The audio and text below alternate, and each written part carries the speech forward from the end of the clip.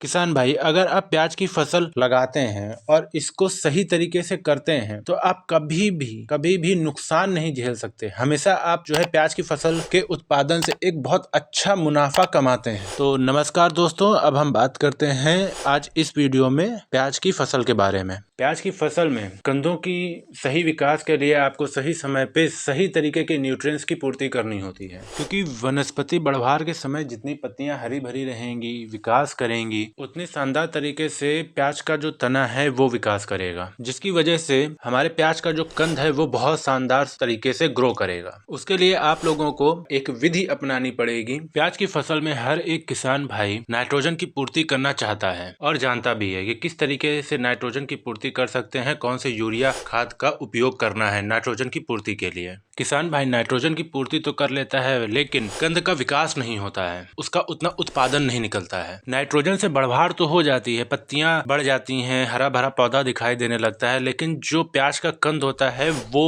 उतना अच्छा उत्पादन नहीं होता है। कंद के उत्पादन के लिए, अच्छा कंद बनाने के लिए जो सबसे ज्यादा दो तत्वों की जरूरत होती है वो होता है फास्फोरस और पोटेशियम। जी हाँ, फास्फोरस और पोटेशियम से ही आपके कंद का साइज बढ़ता है, उससे आपका उत्पादन अच्छा होता है। प्याज के कंद के विकास के लिए सबसे ज्यादा जो जरूरी तत्व होता है वो होता है फास्फोरस और पोटेशियम। जी हाँ, फास्फोरस और पोटेशियम, जो कि आपके प्याज के कंदों का साइज बढ़ाता है, उसका उत्पादन बढ़ा देता है। इन दो पोषक तत्वों की पूर्ति करने के लिए आपको डीओपी, एमओपी और एसएसपी का उपयोग करना चाहिए बुआई के समय, या फिर आप एनपीके 10-26-26 का, एनपीके 12-32-16 का उपयोग करना चाहिए बुआई के समय। कुल मिलाकर आपको नाइट्रोजन के साथ साथ पोटेशियम और फास्फोरस की भी पूर्ति जरूर करना है। एक कंद के विकास के लिए बहुत ज्यादा जरूरी होता है। अब इन पोषक तत्वों को उपलब्ध कराने के लिए आपको एक और पोषक तत्व देना होता है,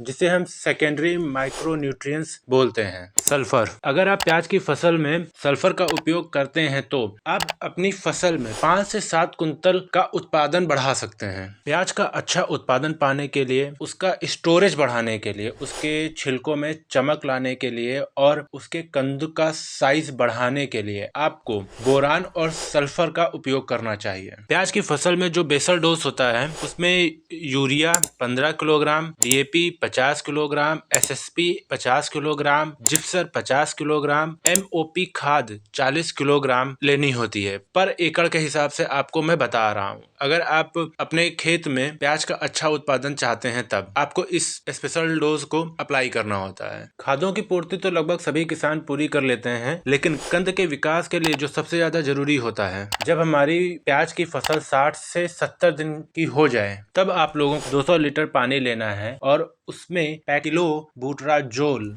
जो कल्टार के नाम से आती है, इसको लेना है आपको 80 ml और इसको ठीक तरीके से मिला लीजिए। और इसके साथ में आपको NPK 0050 5 किलोग्राम लेना है। बोरॉन B 20% आपको लेना है, इसके साथ में 1 किलोग्राम। और इसके साथ में आपको चिलेटेड माइक्रो न्यूट्रिएंट्स लेना है लगभग 2 किलोग्राम। इन सभी को ठीक तरीके से मिक्स कर लीजिए और इसको जो है आप सिंचाई के माध्यम से अपनी फसल में दे दीजिए। हमने जो आपको कॉम्बिनेशन बताया है वो सिंचाई के माध्यम से देना है। अब सिंचाई के माध्यम से क्यों देना है? क्योंकि हमें जो है जो पोषक तत्व अपने पौधों में पहुंचाना है वो हमें उसकी पत्तियों में या उसकी बढ़वार के लिए नहीं पहुंचाना, हमें अपने प्याज के कंदों का साइज बढ़ाने के लिए पहुंचाना है। तो जब हम सिंचाई के माध्यम से देंगे तो ये सारे पोषक तत्व कंदों के पास पहुंचेंगे, जिससे जो है प्याज के कंदों का साइज बढ़ेगा और वो मजबूत बनेंगे, जिससे हमारा प्याज का फसल का उत्पादन भी बहुत ज्यादा बढ़ेगा। साथ ही जो हमने आपको खाद बताई है वो भी आपको बुआई के समय देनी होगी। हमने आप लोगों को जो खादें बताई हैं, जो सिंचाई के माध्यम से आपको एक कॉम्बिनेशन बताया है अपनी प्याज की फसल में देने के लिए, अगर आप ये सारी चीजें करते हैं तो आपके प्याज की फसल में जो कंद है उनकी चमक भी बढ़ेगी, उनका साइज भी बढ़ेगा और उत्पादन भी बहुत शानदार होगा। अब बात करते हैं प्याज की फसल में एक बहुत बड़ी समस्या जो किसान भाई देखते हैं वो होती है फंगस की। तो अब आप आप लोग अगर प्याज की फसल से उत्पादन बहुत अच्छा चाहते हैं तो आपको इस बात का जरूर ध्यान रखना पड़ेगा कि आपकी फसल में फंगस ना लगे या फिर कोई रस चूसने वाला कीट है या